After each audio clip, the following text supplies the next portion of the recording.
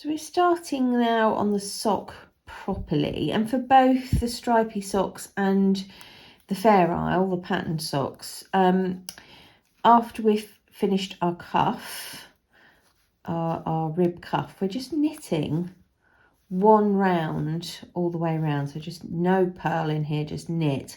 And for both the stripe and the patterned socks, we're going to introduce the contrast colour. Now that actual that's not mentioned until the next round, introduce your contrast colour, but I like to do that a few stitches before the end of this first round, and I'll show you how I do that. I'm coming up towards the last few stitches of this one round of knit, and I'm going to stop there. I've got 4 stitches left, that'll do, and bring in my contrast colour. And all I'm going to do is take the end, okay, and just lay it over the top of the main colour, so it just sits over the top of that colour. And then I'm going to carry on knitting my next stitch. Whoops, I split the yarn. Right, now if I let go, you'll see that I've just caught that yarn in the back there, and I'm going to leave enough of a tail that I can stitch that in. Now 2 more stitches, and what I'm now going to do, I've split the yarn again, let's try that again. 2 more stitches, and now I'm going to take this contrast yarn in my left hand. I'm going to hold that there. I'm going to put my needle in as if to knit. I'm going to lay that green yarn or contrast yarn across the top of that needle, between the 2 needles, can you see? I'm going to bring my main yarn round as if to knit, and then I'm going to let that green go. And when I knit that, it's caught in again in the back. I'm going to just show you that again. You don't have to do it like that, but it's just a neat, and once you get used to it, a fairly easy way of catching it in. So I've got 1 stitch to go. I'm going to put my needle in as if to knit.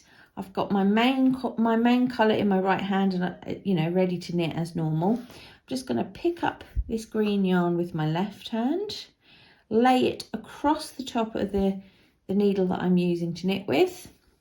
Going back to my main yarn, wrap the needle, and then take that contrast yarn and drop it behind. So now you can see there is just the main colour going around my needle. And when I complete my stitch, that yarn, that green yarn, which is my contrast yarn, is caught neatly in the back and ready to start being used. And that is a really nice way of introducing the yarn for both kinds of sock, whether it's the stripy or whether it's the patterned. That works nicely. It just keeps it so that you can kind of carry on knitting. There's no gap that you've got to sort of tighten up or anything like that. So I'm now ready with my contrast yarn, and for now I'm not cutting my main yarn at all. I'm just going to let it go, just let go of it, and we're going to ignore it for now.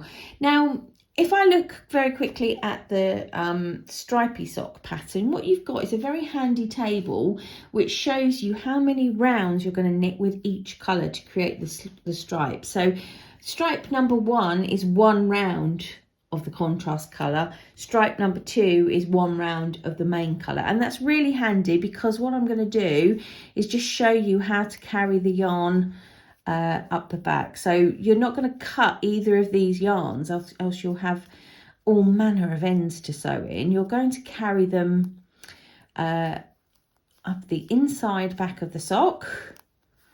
And what I also want to do is show you the jog. The pattern will mention the unsightly jog, and I think that's really such a brilliant way to describe it. I've knit lots of stripy things, lots of stripy socks, cowls, all sorts of things, and there is a lot of different techniques to try and get your stripes jogless, and I have not yet found one that does the job really well, and you'll see what I mean when I get to the end of this, so bear with me.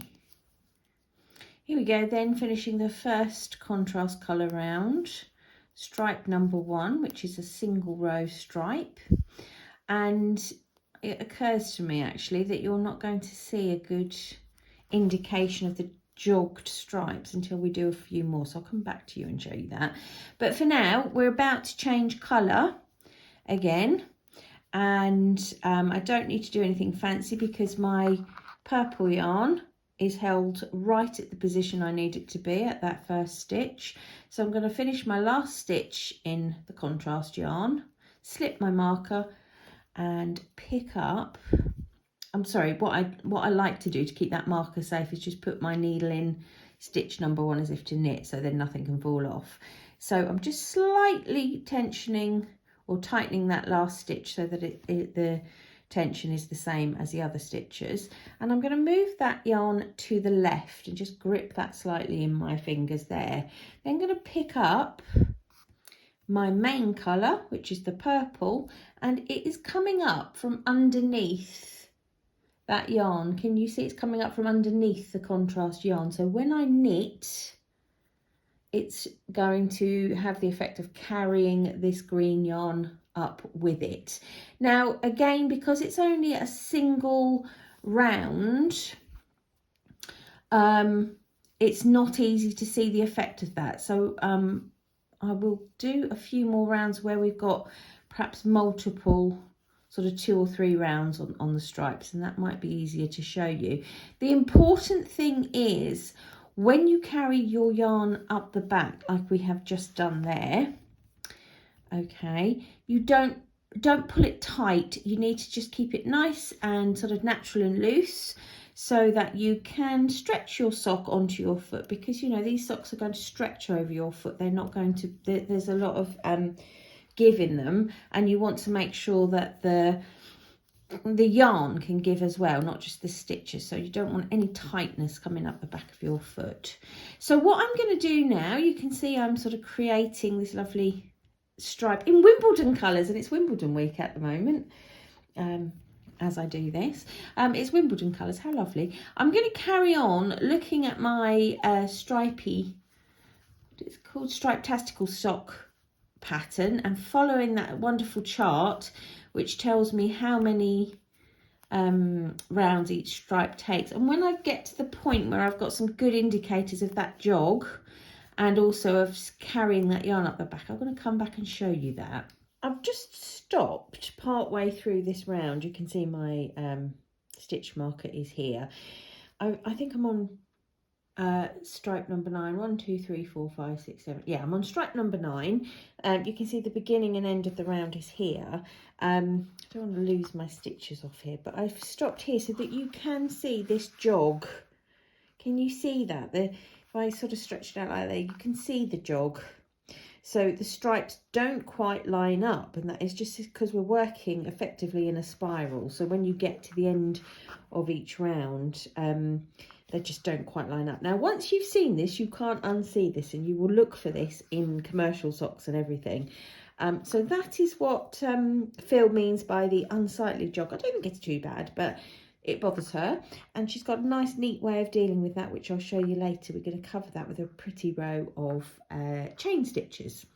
So there's the jog, and if I just try and turn this inside out without losing too many of my stitches, you can see how I've carried the yarn between the stripes, and all that is just as we did before, twisting the yarns on each other. So when you finish with the yarn, or when you get to the end of the round, if you just hold the yarn you're knitting with to the left, bring the new yarn up from the right, it will carry itself up there nice and neatly. And if I go like this, you can see that it stretches perfectly well. It's not too tight.